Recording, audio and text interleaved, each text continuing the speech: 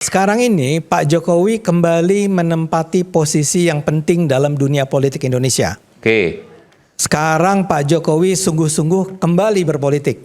Oke. Ya, dia akan menjadi salah satu tokoh yang mungkin sekali akan menjadi orang penting di PSI misalnya. Ya, ini tujuannya adalah ke arah 2029. Oke. Entah itu pemenangan Prabowo Gibran, entah mempertahankan Gibran, atau juga mengangkat PSI kan. Ya, ini menjadi bahaya buat banyak pihak. Bung Denny ini mungkin sampai 7 miliar juga dia jabanin. Kenapa? Karena dia tahu memang Gibran itu nggak punya ijazah SMA di sini. Itu kan udah jelas. Dan ini sudah cukup lama kok dibicarakan ya, bukan sesuatu yang Mas Gibran tidak punya ijazah SMA di sini di Indonesia. Oke, Di tapi sana di luar juga nggak ada. Ya, itu kan kata Roy Suryo. Oke.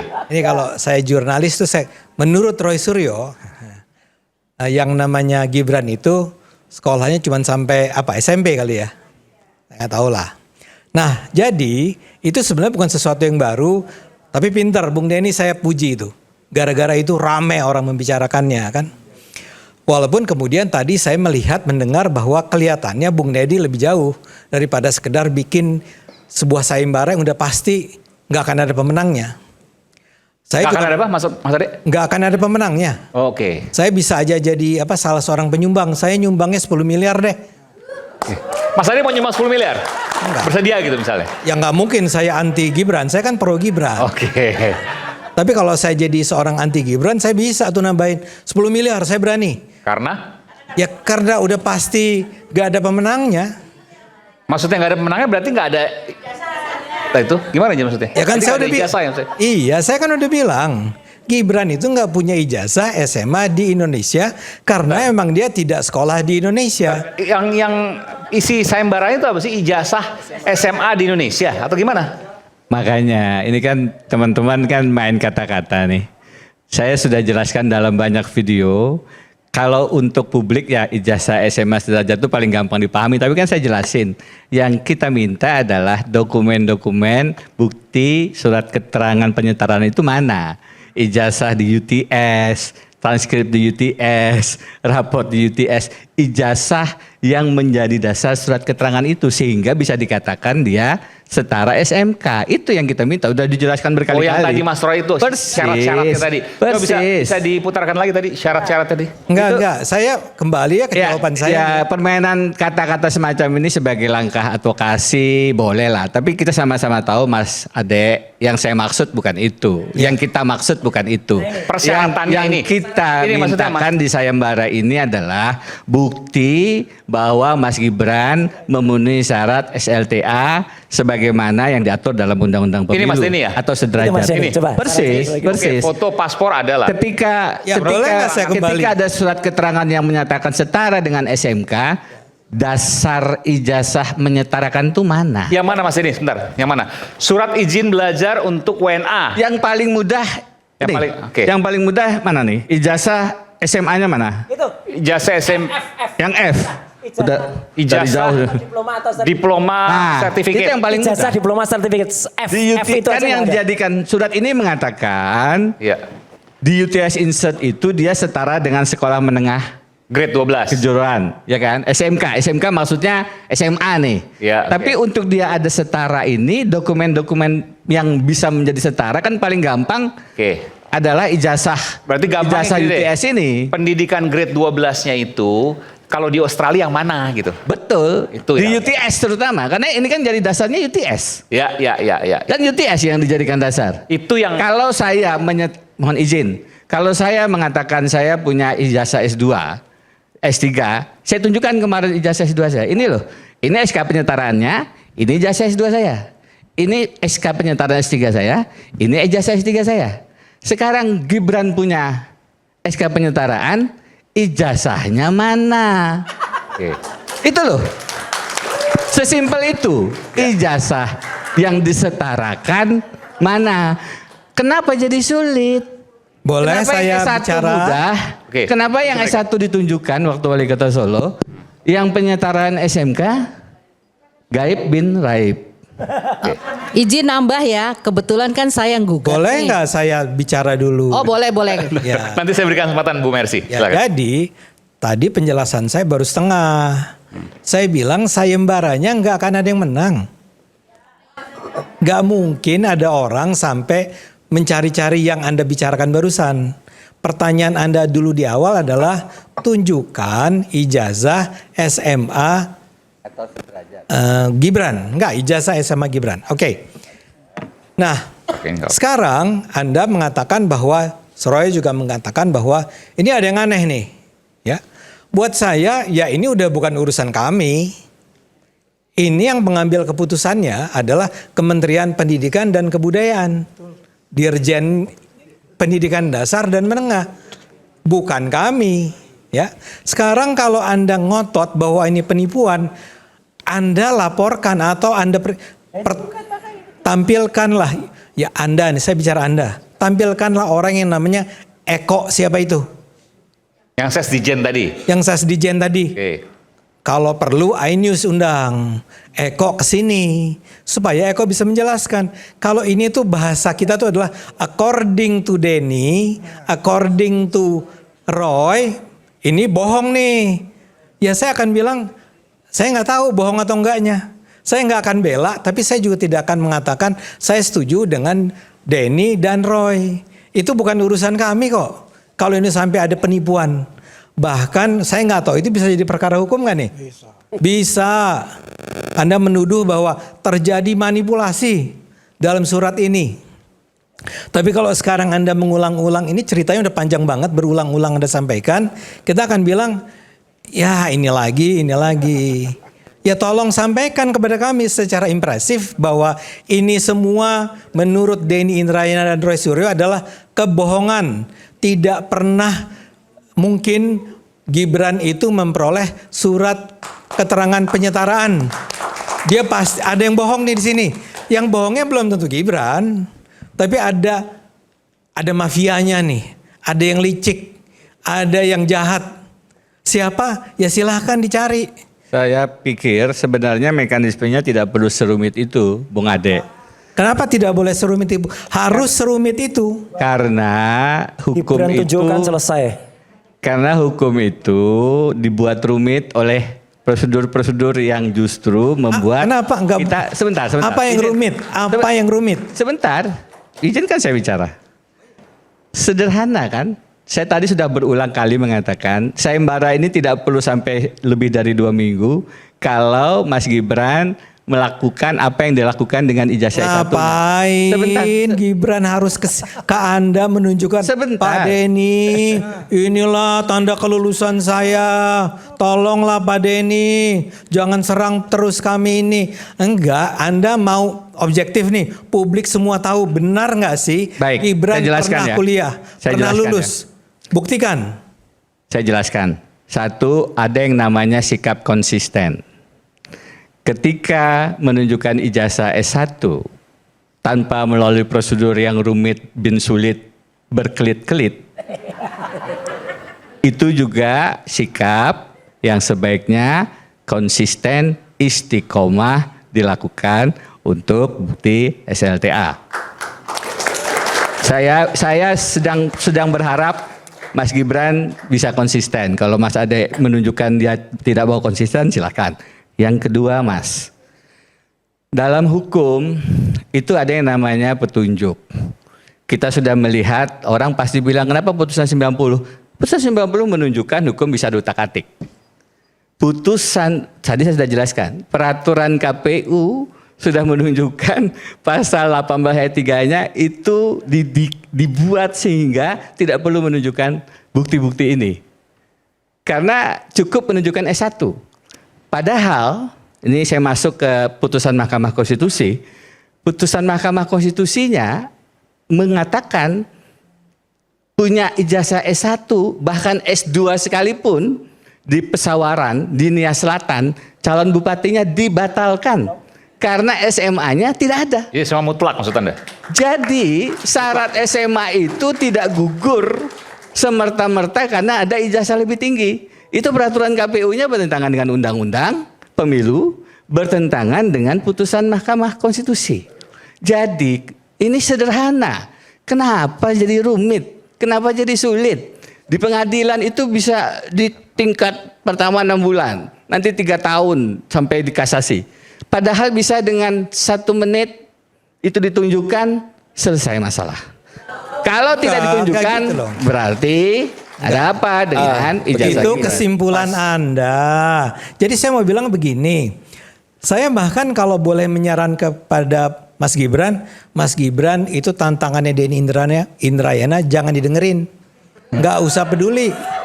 Ya, biarin kalau dia ingin menunjukkan bahwa terjadi sebuah konspirasi skandal yang menyebabkan Gibran menjadi seorang wakil presiden, dialah yang harus membuktikan. Mas Gibran tenang-tenang aja, tunggu aja, karena saya yakin Mas Gibran punya semua yang diperlukan. Saya yakin Kementerian Pendidikan dan Kebudayaan tidak berbohong. Kalau Anda menuduh mereka berbohong, ya Anda buktikan bahwa mereka berbohong. Lakukanlah, silahkan. Saya nggak akan bayar Anda 100 juta, 10 juta, 50 juta kalau Anda bisa melakukannya. Tapi demi kebaikan bersama, lakukanlah. Ini persis sama dengan kalau Pak Jokowi tidak mau menunjukkan ijazah S1-nya pada Roy Suryo, ya nggak apa-apa dong. Itu haknya Pak Jokowi. Bung Ade, boleh saya lanjutkan? Bung, kita ini diajarkan untuk ikuti prosedur ini. Teman-teman sudah. Penatua sudah menggugat ke KIP. Ya. Dapatnya surat keterangan tadi. Yang ijazah-ijazahnya ini nggak dikasih. Nggak ada memang. Kalau kita gugat lagi 6 bulan lagi. Jangankan KIP, Jalankan. Mas. Ya. Kita ini, Mas, orang hukum, teman-teman S1 masuk hukum, tolong, memang yang begini ini adalah hukum kita. Mencoba untuk bikin rumit. Hukum tidak begitu. Hukum bisa sangat mudah. Pengantar ilmu hukum di UGM tempat saya belajar, buku Profesor Sudikno itu mengatakan hukum itu tidak serumit itu. Tetapi memang di negeri ini karena tidak ingin diungkap kebenarannya, bisa berlapis-lapis prosedur kita harus jalankan. Jangankan di KIP, jangankan di PN, di PT UN, di Mahkamah Konstitusi saja bisa berubah aturan. Nih saya tanya sama jadi Anda nih, sudahlah. Denny. Kita Anda sudah kenapa melakukan ke itu, Mas Australia? Ade. Kami Anda sudah melakukan kenapa ke itu, Australia? teman-teman sudah ke PN, Ibu Mercy sudah ke PT UN, bahkan sebelumnya ada Pak Subhan ke PT UN. Silahkan. Dan seterusnya. Silahkan. Tapi ini tidak pernah ditunjukkan. Jadi kalau kita diminta masuk ke situ, itu seperti jebakan Batman. Kita terjebak di pusaran prosedural, substansinya nggak pernah dimunculkan seperti yang terjadi dengan ijazah bapaknya. Padahal Mas Gibran, lagi-lagi saya harus mengatakan, sudah pernah menunjukkan S1-nya tanpa rumit, tanpa sulit, tanpa berbelit. Ketika itu tidak ada motif politik tertentu. Kalau sekarang saya akan bilang, Denny Ada motif Indrayana politik. tuh jelas motifnya motif politik. Motif politiknya Ya. apa? Mas Ade, ini menarik. Nih, ini jelas adalah baik Roy Suryo Ya. maupun Denny Indrayana. Ini beliau ini tiba-tiba balik. Demi Allah, demi Rasulullah, Ya Allah, saya juga bisa bilang. saya tidak ada motif-motif apapun kecuali motif hati nurani. Iya. Saya juga kalau begitu. Saya juga. Kalau ada Mas, dan jujur, Mas, ngapain nggak tunjukkan? Mas, Itu ada udah gampang. Mas, Jujur tunjukkan. saya Itu aja udah. melakukan langkah ini, tadi saya sudah jelaskan.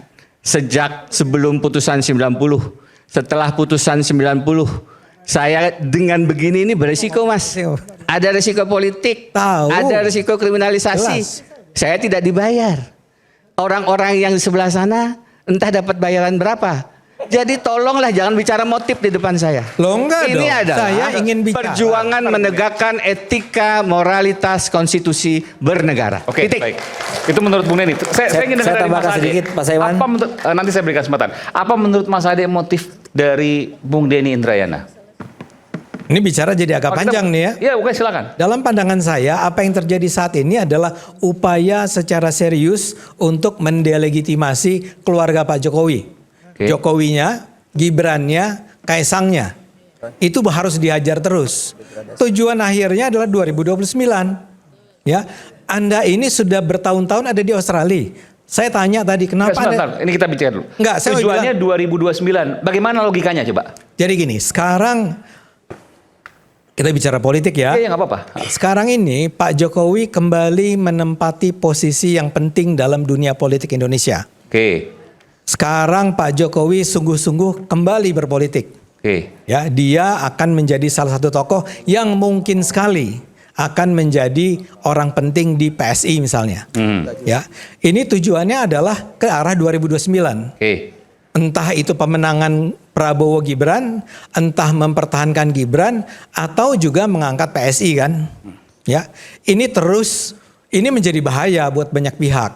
Saya melihat secara kontinu ada berbagai pihak yang terus-menerus berusaha menghabisi baik Pak Jokowi maupun Gibran maupun kemudian Kaisang dan PSI-nya. Saya nggak mau sebut siapa yang berada di belakang Bung Denny dan Tapi ada. Roy Suryo. Tapi kalau kita Tapi ada. hampir pasti ada. Kalau dalam Oke. pandangan saya. Ada orang di belakang itu. Bentar Mas Aiman. Kita itu bicara masalah orang tuh yang diuji kata-katanya jujurnya atau enggak. Dulu ada yang bilang, saya habis ini mau istirahat, ngomong cucu di Solo, kemudian saya akan lihat. Nggak relevan. Nyatanya orang itu enggak jujur. Orang itu bohong sekarang. Anda juga nggak jujur, Itu Roy. makanya. Anda itu lebih nggak jujur Tidak dari bisa. orang-orang nggak jujur. Anda yang nggak jujur. Orang panutan Anda itu yang nggak jujur sama sekali. Sekarang diikuti anaknya. Kalau anaknya jujur, tunjukkan saya ijazah selesai. Bulet-bulet kayak bapaknya. Mau bikin cari ijazahnya, bikin reunian. Cari ininya, bikin surat-surat yang nggak jelas. Mana? Kejujuran dan makanya kalau nggak jujur nggak usah dipilih. Rakyat Indonesia dengar, nggak jujur nggak usah dipilih. Udah jelas aja sekalian. Dan itu gampang. Udah Ya kan, jelas. memang nggak usah dipilih. Wong Pak Jokowi nggak akan maju lagi. Loh ya kan? anaknya. Nah, Apa? iyalah. Ya. Nah dalam Motif hal ini. 2029 coba tadi Nah saya mau bilang, kalau Roy bicara jujur, saya mau tanya, disertasi Anda tuh sebenarnya bisa diluluskan nggak? Anda itu Ini orang nggak bisa. ketika menjadi Gampang banget. mahasiswa UNJ, Gampang banget, konyol. Anda itu sedang dalam penjara. Loh, konyol banget. Itu harus dibatalkan. Nggak Iya nggak? bisa, aturan itu nggak ada. Betul. Nggak ada itu. Betul. Mana? Jadi Dengan mudahnya Anda- saya tunjukkan nih transkripnya. iya itu 3,86 jelas UNJ. Nggak usah susah-susah. Makanya Semua dipertanyakan. ada penanda tangannya. Mana Jokowi bisa nunjukkan tanda tangan kayak Makanya gini? dipertanyakan. Nggak ada. Kok bisa-bisanya orang di Coba yang penjara? dipertanyakan nanti akan ngalami orang-orang itu. Orang yang di Dengarkan penjara saja. kok menyelesaikan Apalagi disertasi? Anda nggak jelas. Nggak Aduh. bisa Sekarang Anda. kita kembali Mas Ade. Jadi menurut Anda 2029 itu diganggu supaya Pak Jokowi dan PSI-nya tidak semakin naik. Menurut Anda itu? Gibran, bukan Pak Jokowi ya? Iya, maksudnya Pak Jokowi kan sekarang berkampanye untuk PSI, boleh saya katakan itu? Oh iya PSI. PSI, PSI-nya Kaisang, Gibran. Tidak semakin naik. Besar, ya. Besar. Gelibet omongnya bingung gitu.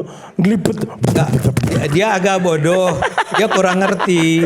Jadi saya maafkan. Oh, udahlah Ade Armando ini apalah, udahlah. Parah ini. Oke. Ya udah.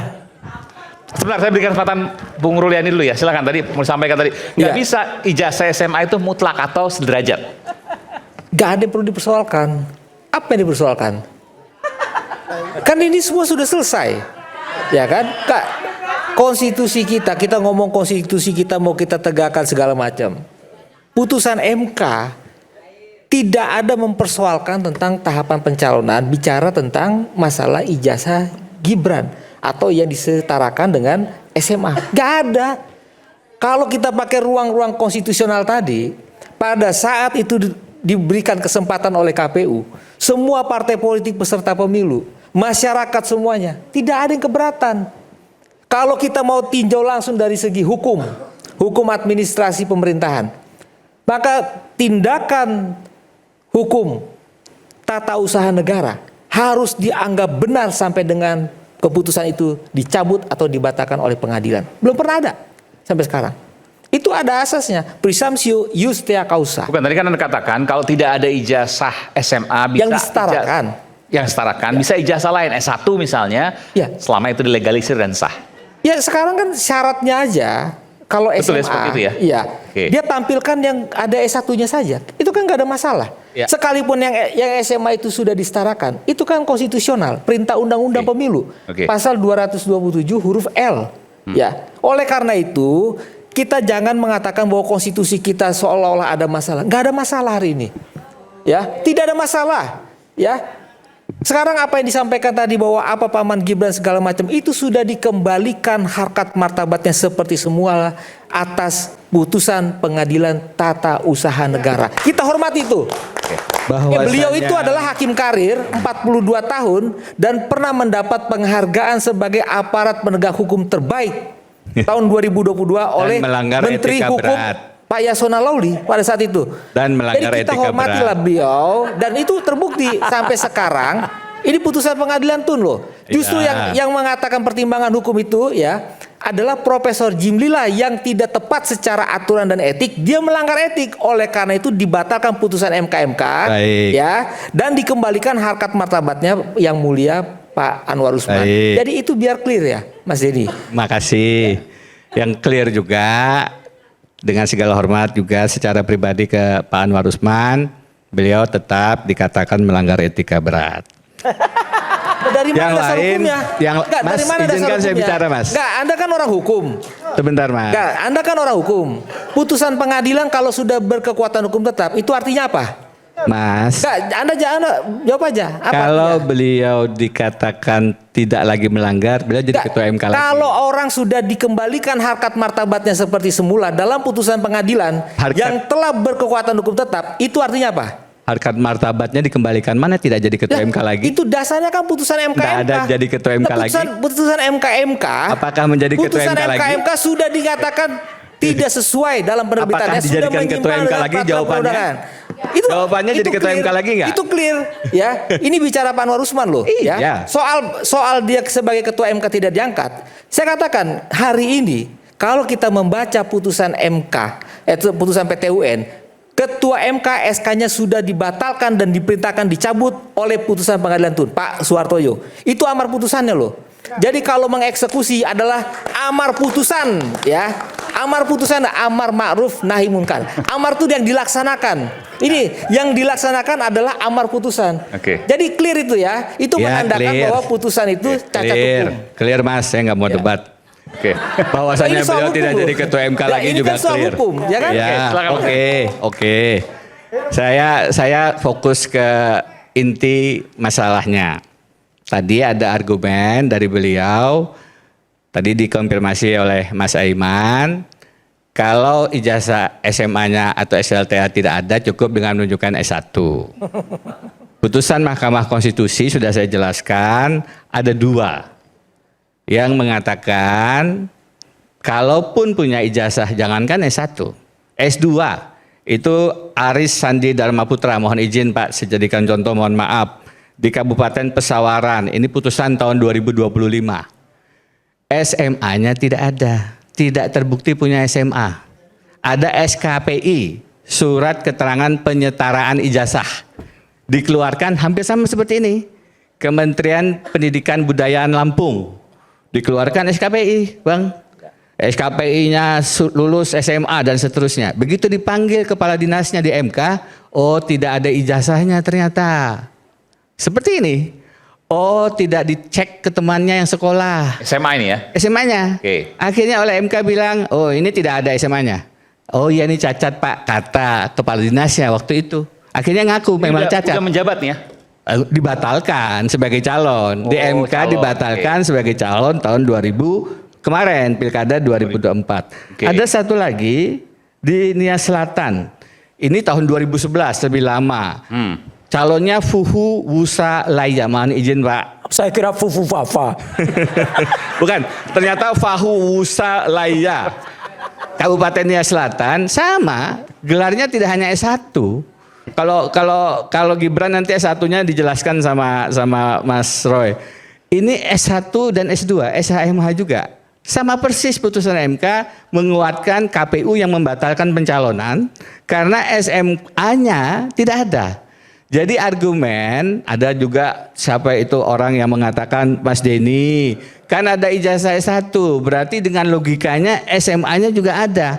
MK dengan jelas mengatakan tidak demikian. 2011 2025 itu pernah ada putusan seperti itu. 2011 dan 2025 untuk 2 bupati. Pak, ini kan bupati, bukan presiden. MK akan aneh kalau kemudian mengatakan syaratnya sama SLTA, tapi di bupati tidak boleh, di pilpres jadi boleh. Akan bertentangan dengan logika MK sendiri. Jadi ini nggak bisa. Yang kedua, tadi logikanya adalah ini sudah selesai. Ini sudah putusan yang dilantik pula orangnya. Undang-Undang Dasar kita membuka ruang pasal 7A itu impeachment terjadi. Impeachment itu terjadi jika pengkhianatan terhadap negara, penyuapan, tindak pidana berat lainnya, misdemeanor, perbuatan tercela, korupsi, apabila tidak lagi memenuhi syarat sebagai capres dan cawapres. Sebentar. Boleh saya tanya sedikit ya? Sebentar. Ada nggak dia soal korupsi? Yang saya Pernah nggak dia jadi tersangka? Anda bisa jawab nggak? Pernah nggak jadi tersangka? Yang saya pernah jawab dengar adalah ada orang ya lagi koar-koar sayembara ya. Tahun 2015 itu ada pemberitaan dia sebagai tersangka. Saya nggak tahu itu benar apa nggak itu ya. masalah. Ya. Yang sedang saya garis bawahi adalah kalimat terakhir. Apabila tidak lagi memenuhi syarat sebagai presiden dan wakil presiden. Jika beliau tidak bisa menunjukkan ijazah SLTA atau SMA atau sederajat, artinya apa? Artinya tidak memenuhi syarat. Artinya pasal 7A, jangan bicara jauh-jauh korupsi dan lain-lain. Sebentar ya. Yang bisa mengajukan pemakzulan itu adalah DPR. Bukan warga negara Indonesia. Mas, yang itu sedang Undang-Undang Dasar mengatakan 45. pengajulan siapa? Nah, pasal 7 huruf A huruf B. Berhenti dulu di situ. Berhenti dulu. Saya jelaskan. Waktu S1 skripsi saya tentang impeachment. Saya sedang tidak bicara itu, Mas. Jadi saya nggak paham betul. Jadi jangan menggiring opini sesuatu yang nggak benar ya. Secara hukum tidak bisa orang mengatakan pemakzulan itu dari seorang Denny Indrayana. Itu nggak ada masalahnya bukan dasar pemakzulan, hukumnya. karena harus persyaratannya itu untuk DPR. apa itu? Begitu beliau tidak memenuhi syarat, Ya, oke. ini hanya salah satu cara. Impeachment yang beliau langsung menyalak tadi itu hanya salah satu cara. Caranya ada 2. 1, pasal 8 itu berhenti, mundur, nggak perlu pakai impeachmentan nih. Tiba-tiba dapat wangsit, dapat hidayah, Mas Gibran, oh betul, saya tidak memenuhi syarat, saya mundur deh. Itu tidak perlu pakai DPR, MK, MPR. Itu ditulis undang-undang ya? Pasal 8, kekosongan jabatan presiden dan wakil presiden. Apa salahnya dia harus mundur? Sebentar, kalau beliau. Apa salahnya? Ya kan? Pasal 8 itu apa salahnya Nanti dia saya harus mundur? Silakan. Ya kan? Oke, silakan. Anda jangan memprediksi sesuatu Saya yang bilang. nggak pas gitu loh. Saya bilang, Bang. Itu kan terhadap dia, Pak Gibran atau Pak Prabowo yang bisa menjawab dia, bukan dari hati nurani Anda, enggak. Jadi pasal 8 itu presiden menyatakan berhenti ya, itu karena keinginan dia atau wakil presiden, bukan dari seorang Denny Indrayana. Inilah kalau debat kusir begini nih. Jadi kalau Mas Gibran tidak bisa menunjukkan, ini logikanya saya jelaskan runtut biar masyarakat juga jelas. 1, syarat untuk menjadi calon wakil presiden pasal 169 huruf R, pendidikan SLTA atau sederajat. Jika dia tidak bisa menunjukkan bukti itu, di UTS-nya nggak ada bukti lulus SMK-nya, artinya tidak memenuhi syarat. Berlaku pasal 7A bagian akhir. Apabila tidak memenuhi lagi syarat sebagai wakil presiden. 7A Undang-Undang Dasar 45. Ketika 7A itu berlaku, apakah langsung bisa melalui proses impeachment? Saudara-saudara, itu hanya salah satu cara. Ada 2 cara, melalui impeachment yang panjang dan berliku yang tadi ingin didorong itu, memang prosedurnya begitu. DPR dulu, mana ada yang bergerak nih? PPTNI, Forum Purnawirawan Prajurit TNI berkirim surat 3 kali ke DPR.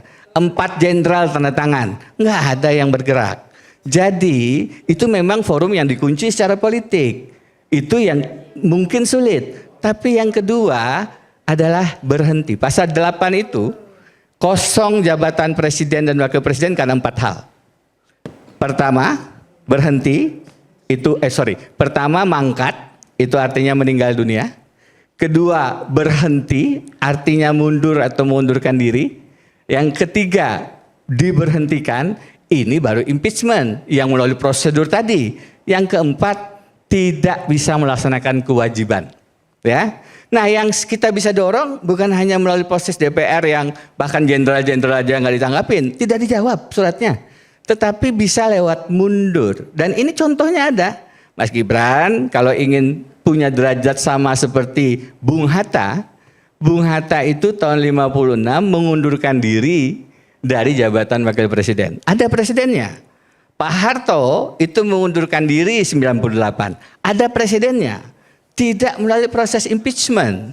Jadi ini penting, syarat pendidikan ini kita kaji dan kita telaah. Kenapa?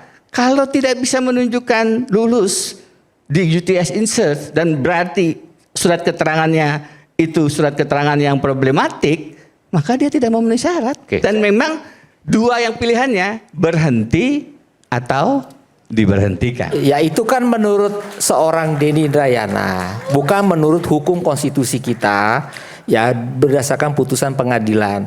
Jadi kita pisahkan supaya tidak menimbulkan miss terhadap penafsiran hukum yang berlebihan ya. Kalau kita membaca hukum kita konstitusi jelas, semua syarat-syarat pemakzulan itu tidak terpenuhi kepada wakil presiden. Tadi tidak ada dokumen yang kemudian dijadikan sebagai dokumen dasar sesuai dengan undang-undang. Ya, dokumen menurut Mas Denny. Ya, itu menurut dia. Ya, ternyata, menurut orang pribadi silakan aja. Tapi hati-hati. Kalau menyampaikan itu manipulatif dan tidak punya dasar hukum yang kuat, kita ini ada pasal. Gimana manipulatifnya? Ya, misalnya apa? Setiap warga negara dalam menyampaikan apapun kalau ada kebohongan, ya, ada upaya provokatif, menimbulkan fitnah pencemaran, itu ada norma pidananya. Ya. Ini kita bukan bicara untuk terhadap represif, bukan, tapi pasal 28J ayat 2 ya. Di dalam menjalankan hak dan kebebasannya, Undang-Undang 45, setiap warga negara wajib tunduk terhadap pembatasan yang ditetapkan dengan undang-undang. Ini kita mau diancam-ancam. Bukan ancaman, bukan. Kalau tanya saya katakan sampai sekarang nggak usah ngancam-ngancam belum ada. pidana. Sebentar, nggak perlu. Ini undang-undang yang bicara. Berikan kebebasan kepada rakyat. Indikasi di mana? Norak banget ini pakai Kita ini berjuang. Dianggap tahu undang-undang. Takut hanya pada yang di atas, Mas. Semua orang dianggap tahu terhadap undang-undang. Sampai detik ini tidak ada putusan pengadilan mengatakan itu ada kepalsuan terhadap dokumen pendidikannya wakil tunggu presiden. saja. Sampai sekarang belum ada. Peradilannya belum jalan. Sampai gitu. sekarang belum pernah ada. Di tengah Jadi perdebatan jangan yang panas, kita ademin hormati diri dengan hukum minum kita. air mineral alami 100% murni yang dingin tanpa didinginkan. Rakyat bersuara segera kembali, usai jeda.